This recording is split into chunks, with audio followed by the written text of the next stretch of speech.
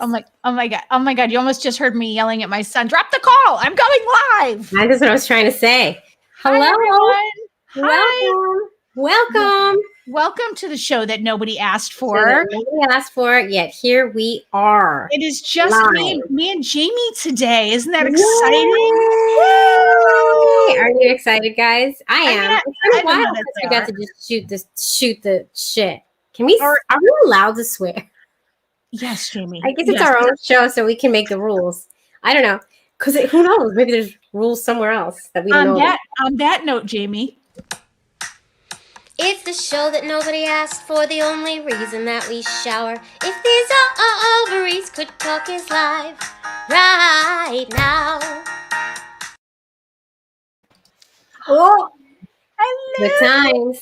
Good times. There's nothing better than that. You guys, say hi to us. Let us know you're here. Yes, say hi. We have a jam-packed show for you. But before we get into it, I have to just do this. I'm wearing new Ovaries Talk merch. Looks good. Looks real good. Can you believe I didn't use this opportunity to use my electric desk? Stand by. Oh, God. Sue Kelton, you can see our new merch. There it is. Oh, God. Oh, God. And I don't even need my electric desk to show you. I bought a new I need one of those. Computer thing because my son stole mine. I need one of those. This is so awesome, our new merch store. I'm so proud of it, Jaimie. I like that a lot. We have masks too. They're really cute. Masks. Hi, Rebecca. Hi, Mom. And we have Jaimie was always like, we have to have a different tagline so that we have, some kind of a thing. And so we came up with what's our tagline? We have 3 different product lines in the merch store. We can't take copyright credit for this one, but it's an important one, and it's love makes a family. Boom. And isn't it the truth? And it's basically the whole premise of this whole show. So there you go. Hi, Julie. Oh my God. Nashville and 6 inches of snow and ice. You poor thing. Everybody's getting it. Everybody's getting pummeled right now. Jeez. Well, should we get right into our first topic?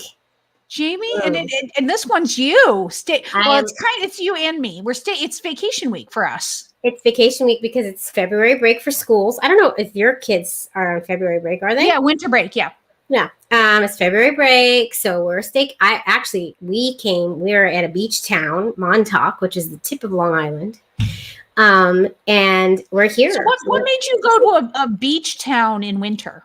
Well, where else we can't drive somewhere far enough where it's going to be warm, especially right now. Who would have known that the South would be in snowstorms too? I know. My sister lives in Dallas, and she's been dealing with rolling blackouts and all of that. Yeah. So, and we thought, well, we can go to the beach. We can be on the beach. We could just look at the beach. Beach is always beautiful. True.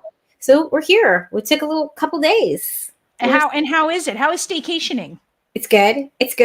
It's really nice. Been to the beach a couple times, been on a lot of walks. I will say this. Okay. That's just me, Rebecca. That's just me. I will say this. It's snowing. We're having a snowstorm right now. I have lived on the East Coast for 21 years, but I'm realizing I have only ever lived in a city. I've only experienced snow in a city, and this keeps coming down and it keeps filling up, and I'm starting to feel trapped. I'm not used to this feeling. I feel, oh my God, we're trapped. We can't go out even if we want to. I'm not okay with that. I don't like it. I don't like this feeling. I grew up in upstate New York, and we just had they called it lake effect snow because we were near all the Finger Lakes, and it was you would wake up and there would be drifts that would be up to your waist. And as a kid, it was just amazing. You were just but it was also snow never left. Not into it. I don't know. I'm not into it. I'm really starting to feel homesick for San Francisco really a lot right now because I wouldn't be dealing with it. How we can tell is how anytime we get a San Francisco guest, you go down the memory lane about the Castro. And that's going to happen no matter what. My friend who I'm staying with was talking about moving to San Francisco. And I'm like, yeah, and this is where you have to live. And let's talk about it.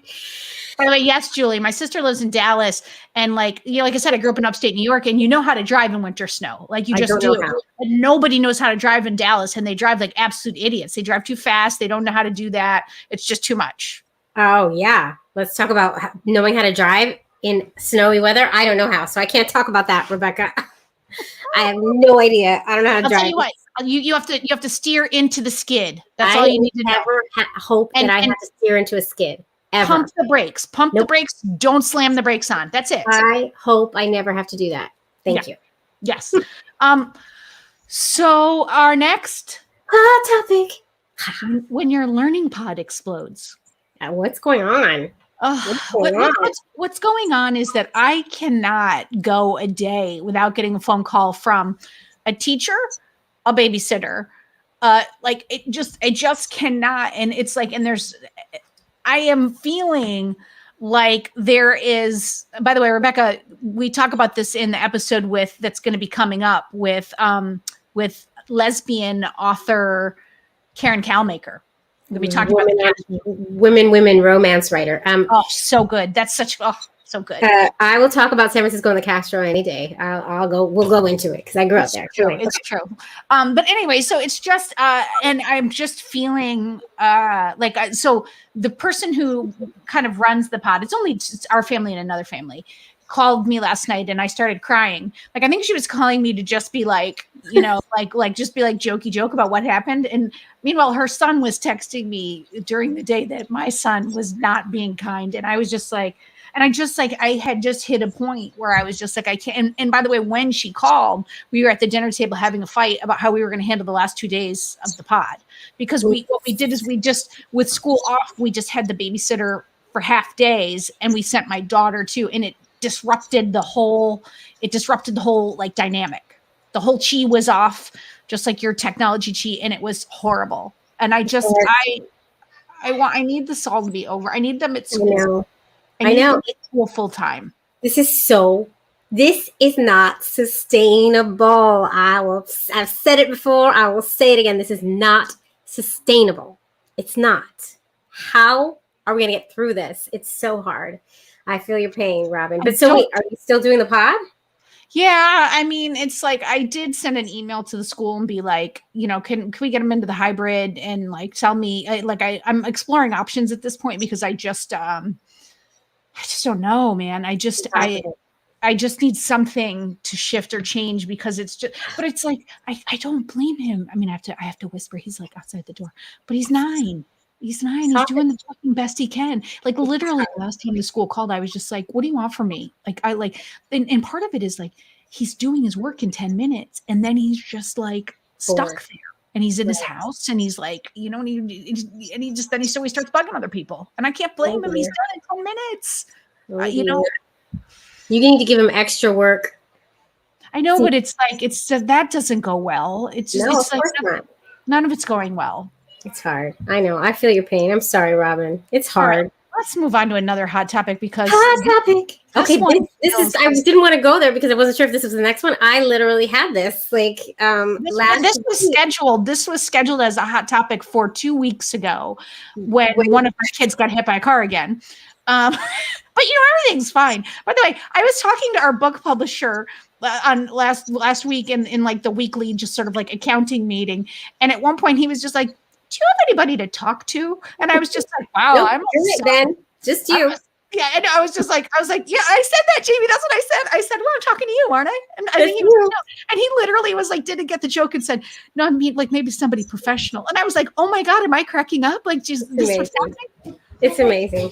Oh, I have children coming in here, but you guys should not. Anyway, back to you. So this was a topic that was scheduled for 2 weeks ago, but we had to. It was such a good topic. I was like, we have it. Yes, we have. I have mayhem. That's Bianca. Let's see how this goes. Bye. Bye. Go. Oh my God. Bye, Rose. Nice. All right. Bye. Bye. Stay out. Thank you. Bye. Not sustainable. Like I said, it's not sustainable. So Jaimie was having a tough week. So I'm having a tough week. I basically broke down in tears in front of my nanny. My nanny broke down too. Everybody was crying because it's just getting so hard. By the way, in the comments, tell us if you cry in front of your kids, if you think it's okay to cry in front of your kids. Keep going, Jaimie. Sorry. And I'll tell you this story. So it's been getting harder and harder because Rose's school was shut down for 3 weeks, so she wasn't going at all. So she was home. One of us has to sit with her for homeschooling. The other one is in the room in the office working. And so he has to be with the nanny in his room. Well, of course he doesn't want to be with the nanny because he wants to be with one of us, and one of us is with Rose. So why can't he be with her? So it's just a constant battle of keeping him in that room. And our poor nanny was like wrestling with him every day. All we heard all day long was screaming coming from him, banging, please, please. It was so hard. And every day I would go in and I would hold him for a little bit and like try to calm him down and then try to leave again. And just one day it was like, I start crying, my nanny starts crying, Rose almost starts, and then like we had this whole conversation. I was afraid my nanny was going to quit at one point later in the week. Like, by the way, we were supposed to have like a meeting or something, and Jaimie texted me and was like, "Oh, we were recording." We were recording an episode in like 3 minutes, and she goes, "Hold on, I think my nanny just quit." And I was just like, "Do you need me to reschedule?" I was like, "What's also crying in that moment too." So, yeah, I agree with you, Rebecca. It teaches your kids that you are human and it is okay to have feelings and emotions. It's as long as it's not too much. Right. And I'm trying, right. But, so anyway, Matches is still with us. Oh, and I found out later that Anne was actually in a Zoom meeting for work, hearing all of this going on and crying in the Zoom meeting too. And she's like, I'm sorry. I don't usually do that. And Anne is not one to She is not a crier. She is not a crier. I can't, I'm just, somebody talk, please. Like, it was a mess. It was a messy week. So yes, Rebecca, balance. But it's like, it feels like you were having that like drop off. Like, remember, like when you first do daycare or something. Oh, and, like, I had that too. Like it's really hard to leave, but then over and over and over again in your own house. Like that's horrible. It's just nonstop. It's nonstop. And we're going to go back to it on starting Monday. So here we go. And it's been cold and snowing, so she can't take him out. If she takes him out, it's out of sight, out of mind. He doesn't remember. Let me ask you this question. If and when people and like teachers and stuff started all getting vaccinated, would you consider putting him back in a daycare situation, or what are your feelings on that? Well, he goes to pre-K next year. But you're not going to do anything for the summer. You're going to like ride it out and wait till the fall. If we could find something that we could afford, possibly for a couple days. Yeah, but it's so expensive. Yeah, and it's like, is it even worth it for the short term? I mean, I would love him to have some kind of acclimation, but we can't really afford the preschools or the camps in our neighborhood. They're crazy. It's too much. So yeah, it's just, you're right, Rebecca. Everything is upside down, inside out. Boy, I mean, I believe it's okay to cry in front of your kids, and I think sometimes like I think I might have cried in front of them this week or when we were having all these fights. Because I was just like, you're hurting my feelings, and it's like at some point I'm just letting you know that like I want them to have empathy, and I want them to see that your actions hurt other people. But I am also really aware. Like, I mean, I've touched on this in the podcast, but I came from like a not an awesome childhood, and I would see my mom just break down all the time. Like there was a time where we were like, I don't know, I said something like, "Can you take me to Chuck E. Cheese?" Like, 'cause all the kids were going to Chuck E. Cheese, and like we got there, and she made us get up and leave because she said she couldn't afford it, and then she just sat in the car and sobbed. And I was just like, and then suddenly I'm like this 8th grader who's like, it's okay, comforting her. I don't need peace, and like that's not okay crying, but you were just having a moment. And maybe I do need someone professional. Did you just catch that? Because I've heard that story before. I think we need to work through this. Anyway, so what I'm saying about you, Jaimie, is that it's not okay. We're gonna do. This is just not sustainable. It's not sustainable. But we're gonna make it through. You know what else is not sustainable? Let's take the attention off ourselves for a moment, Jaimie, and let's talk about this story. Topic. Okay, so this is in Michigan, and we want to hear your thoughts in the comments about this. So this is in Michigan. Apparently, it was like the assignment was like a debate, sort of like pick a topic, and you're going to sway the class. And there was a girl who had two moms, and she wanted to do her topic on gay marriage, to persuade for gay marriage. And the teacher said no. She said, I don't want to hear about it. I don't want to read about it. And I'm the one who's grading you. So what?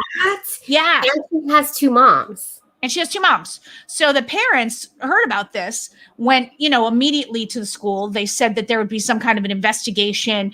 And then all they got was some letter that said something along the lines of just like, she was trying to like keep the topics so they weren't disruptive and she didn't handle it well. And then that was it. And these two poor women were, and these two poor women were just like, no, that's not acceptable. But I mean, look, what stinks about it, what really like sat with me about the story is like, then that's it. It's like in New York, you could, I don't know, you're going to pull your, like, what do? Do you pull your kid over that? Do you wage a campaign to try to get this teacher fired? Or like, what do you do if you're not in the bubble of New York or LA or San Fran? Where were they? Where were it was they? in Michigan. It was in a town in Michigan. That's awful. Like, I want to reach out to them and just be like, we got your back. Let's do something here, because that's crazy. It's not divisive in any way. It's not off. Like, this is current events. This is something that happens in the world. So these children should know about it and be able to talk about it. Like, just what? like the fact that a teacher could just say something like that and there'd be no repercussions for the teacher. That's what I find really upsetting about it. Is I don't like, want to hear about it. I don't want to talk about it. Can you imagine? And there's such a power imbalance with teachers anyway. Like I remember like teachers saying crappy things to me and being like, right. But teachers had power over you. And by the time you go home and tell your parents, like, and then they tell somebody, it's like, it's already gone through 3 chains and the teachers already set themselves up to be like, that's not really what happened. You know what I mean? But also like for something like this with a girl who has 2 moms, like you can't get away with this. You can't, I don't know. I feel like they might though. It seems like she might get away with it because it's just like, what else are you going to do? Anybody know them? Have them reach out to us. Maybe we'll start a campaign or something. I don't even know. I don't even know how to do that. Start some kind of a petition. I can't stand that. I can't stand that story. I'm pissed. I can't wait, Jaimie, for you to start the petition. Well, you're going to do it. I know. You're going to tell me to do it. We both know it. You're going to be like this. I couldn't find a petition and I looked. And then I'm going to send you and be like, I already did it. Here it is. I will implement something. Anyway, let's move on to the next hot topic. It didn't even come out right because anyway. All right. So here's the thing, guys. I was having a conversation with my friend last night about we both teach dance in elementary school. That's how we know each other. And she was asking, well, what do you feel about using pronouns when you introduce yourself to the kids and starting using pronouns for our classes? And I said, I don't think that's necessary. I feel like it's like distracting to them. And why introduce that to them? It's just confusing. And then I heard myself and I stopped and I said, wait a second.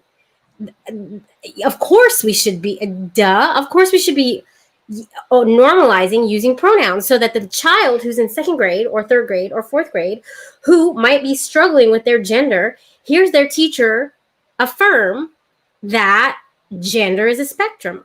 Of course. And it goes everything that we say on this podcast. And I couldn't. Isn't that funny that your straight worker suggested it and you said no, and then you were like, oh, I caught myself. That's why I wanted to bring this up because we all slip. And I, of course, I believe in everything we talk about on this show, but I was like, no, why?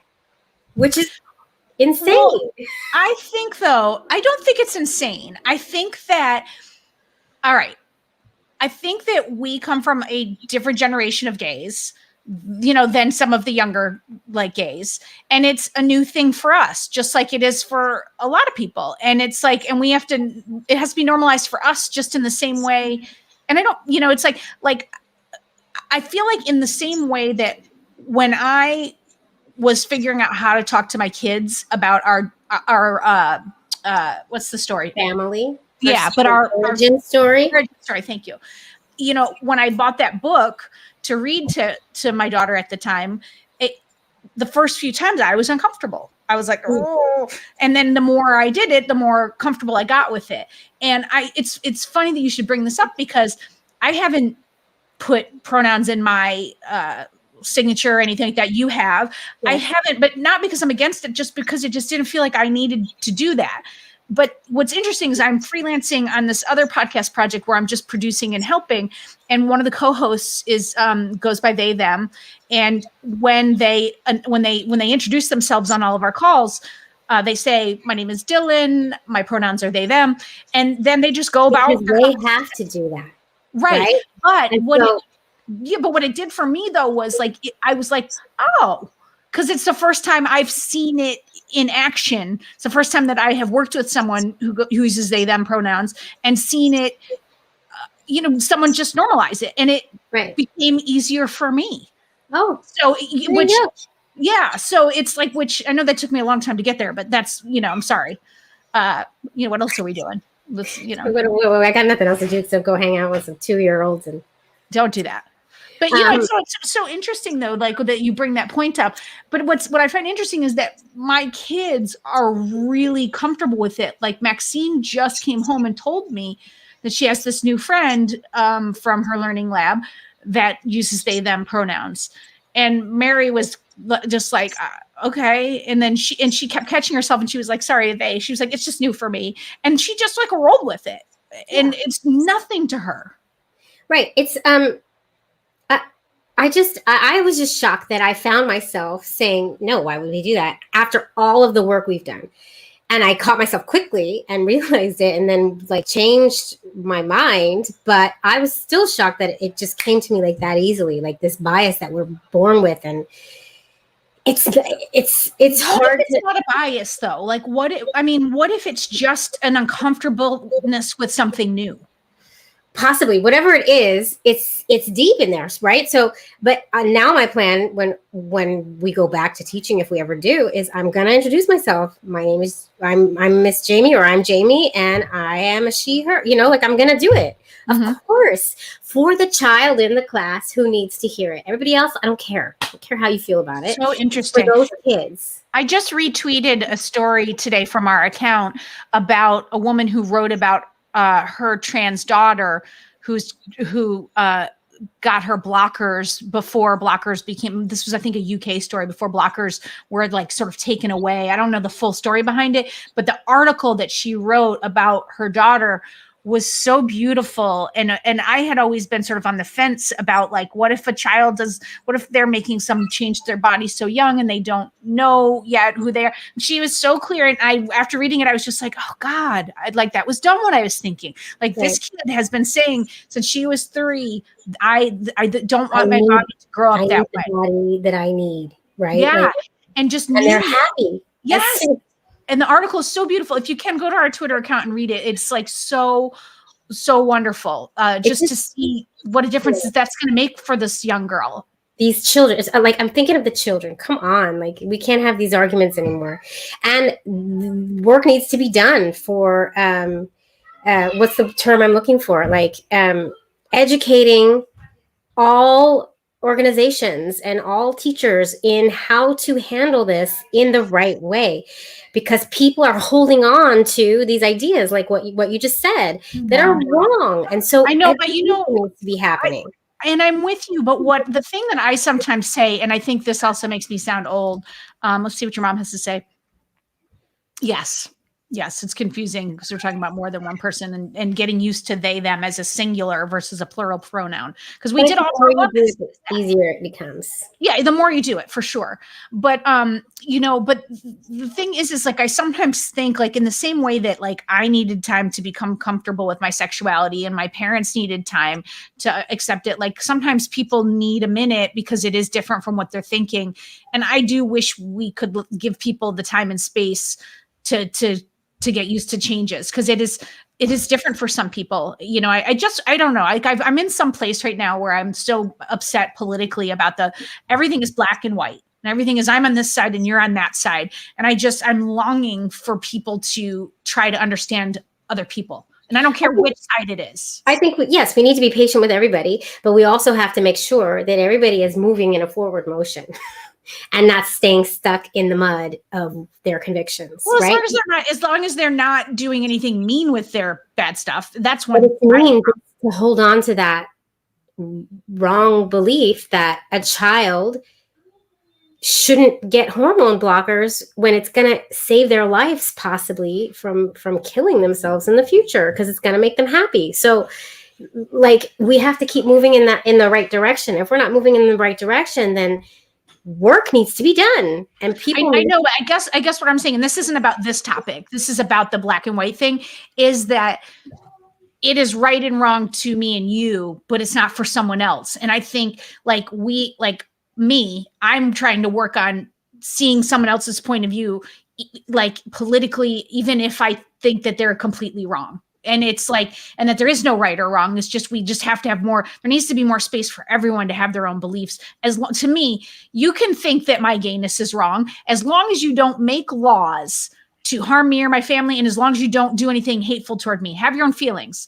Like, I don't like seafood. I don't like seafood. Don't make me like seafood. I'm not gonna like seafood, but I don't need to go out and make laws against seafood. And I don't know that that's a popular opinion, but I just think we need more understanding of a lot of people. I don't know. Yeah, I agree. I think we could all use a little more understanding. I think we could all try to put our feet in somebody else's shoes. A lot more. I like how you said that. I like how you said that. Put our feet in someone else's shoes. Well, yeah, no, I just like that. A lot more than we do, but we also need to keep moving forward in the right direction. And maybe that's just because I can't see the other person's side, perhaps. I mean, I'm not saying I'm good at it. Patience. I try to give patience and understanding, but sometimes it's hard. Yeah. And I think there needs to be mass education in this field on sensitivity in these matters, especially with people whose lives are hurting because of prejudice against them. Well, I think unconscious bias training is really important. Like I remember, did you ever see Avenue Q, the musical with the puppets? God, I loved it. But they had this song, and the first time I heard it called Everybody's a Little Bit Racist. And the first time I heard it, I like nearly spit out popcorn or water or whatever I was jamming in my mouth at the time. But I was just like, oh my God, if you think about it, like everybody is naturally sad. Yes. And it's like, but you can work to overcome that, and you can work to, to deal with your unconscious bias. And I think that is, that we need, if we had one thing and everybody went through that kind of training. That's a good common goal to work towards getting rid of all of our unconscious bias. I don't know if that's even possible, but that's a good common goal if we're all moving forward. I cannot believe that I just brought up a Broadway show and a song that you knew, and you didn't sing one line and then do da da da da da. Everyone's a little racist. No, no, no, no, no, no. I don't know it that well, so I couldn't. I just remember everyone's a little bit racist. That's all I remember. That's all I remember too. Okay, we're going to leave them on a light note today, Jaimie. What are you currently watching? And everybody tell us what you are currently watching in the comments. We have been in dry mode with TV shows lately. There have been at least a week's worth of nights where we are sitting on the couch. I've been waiting for this moment all day. The kids are asleep. And we sit there and we're like, and we scroll and we scroll and we scroll. I will scroll for like a half hour and be like, we got to just pick something. There's got to be something. I hate that when you can't find the thing. So we just went back to The Queen. We're watching the newest season of The Queen, which I never was into anyway. So we just went there, and I'm like, it's okay. Oh my God. I feel like Killing Eve. I just finished Killing Eve season 3. Wait. Wait, is that, have I seen that already? I don't know. I don't know. I don't want to say anything. WandaVision. I need to go into WandaVision next. That's good, Rebecca? Okay. Old episodes of Survivor. That's amazing. Survivor. You know that I used to do a Survivor pool. Like we did Survivor pools, and you'd pick every week, and it was like a big thing. I love Survivor. But you can't do a pool now because you know who wins. Well, okay, so I just finished season 3 of Killing Eve, and it's so good. At the ending of it, I was just like, did it just come out, or is it? No, it's been out for a bit. Okay, then I've seen it. That show is so good. I'm also in the middle of Luther season 1, but but it's so dark that I have to take breaks from it because it's like somebody's always dying and his life is so hard. Blown Away. I don't know that. Oh, that's really good. I've seen that. That's amazing. Oh my God, I want you to be on Survivor. Please be on Survivor. Lo, if you get on Survivor, we will support you. But I have to tell you, I don't care for this. That would be so fun. So okay, what is the one we were just talking? Blown Away. I don't know what Yes, that is. I believe I saw that. Wait, but what I really wanted to talk about, which I am dying to wrap up this live stream, although I have to do a record at 5 for my freelance gig, but I am 100% addicted right now in this moment to Firefly Lane on Netflix with Katherine Heigl and Sarah Chalk, and I'm embarrassed to say it.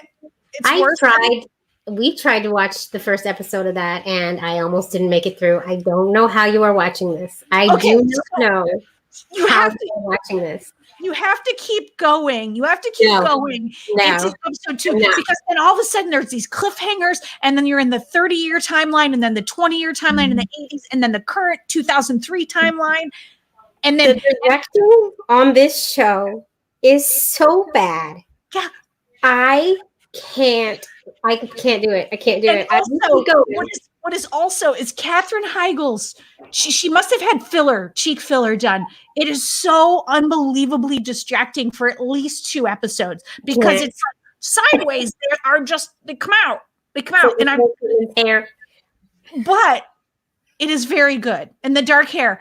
I've also heard about this Blast Glowing show. Karen and Toby told us to watch it, and I keep like, no, I don't want to.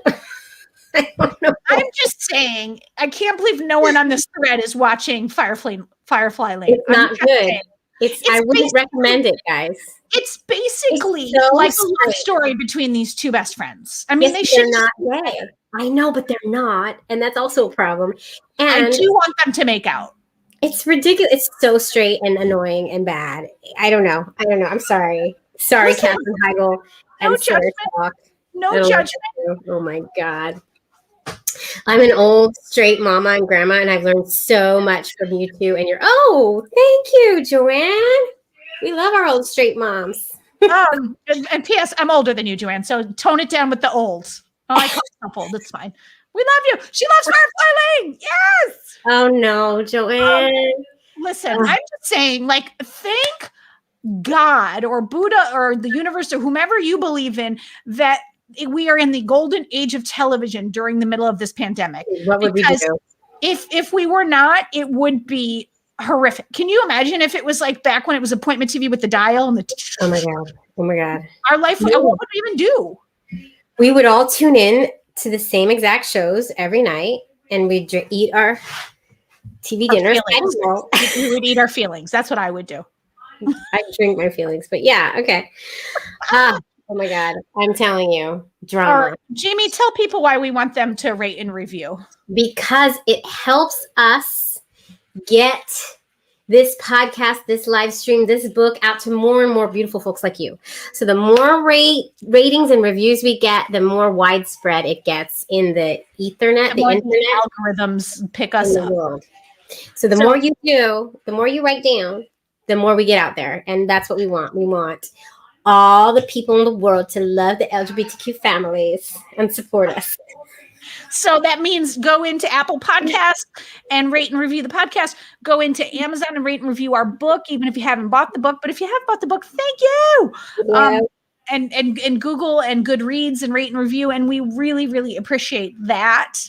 Mm-hmm. And we also want to say, if you are cracking up or if your publisher tells you maybe you want to get some help from somebody, go to our website, ovariestalk.com, and we have these discounts. BetterHelp, where you can do online therapy. You've heard us talk about it in the podcast a million times. We love them. We love BetterHelp. We love them so much. You're going to get 10% off your first month with the code that's on our website.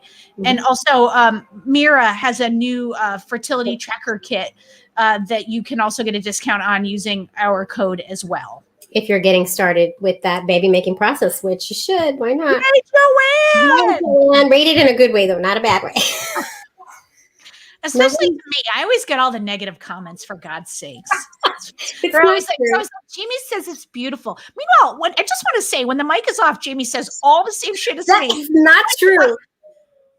That is not true. That is not true. Take it easy now. Take it easy. There are some things we agree on, but listen, take it easy. I do use colorful language off the mic. That's true. But it's usually regarding my children. And that Yes. is also true. Yes. And we do love our children. And on that note, Love them so much. I'm going to go right back out to them right now. wait, and also don't forget, you can get cool merch like this. Oh my God, with the desk. I'm standing right now. I'm doing a standing desk. Look at you. I don't have a desk. A computer case like this at ovariestalk.com. Go to our merch site. I need one of those. I need to order one. I know. I'm so excited. I like needed a new one because Henry stole mine. And then I was like, oh. And so, by the way, my computer has that same logo on it. I look like an insane person with the merch. Yeah. But that's all right. It's true. And even Rebecca's like, okay, guys, you just said you were going to say goodbye. No, she wants me to sing. I know. Now it's time to say goodbye. Is that what she wanted? Yeah. Everybody did. Everybody.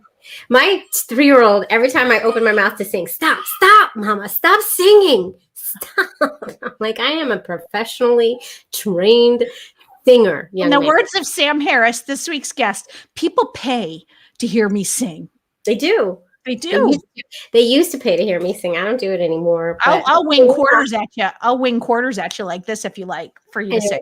I don't want quarters. Okay. All right. Okay. All right. Thanks, Rebecca. Ovaries. Out.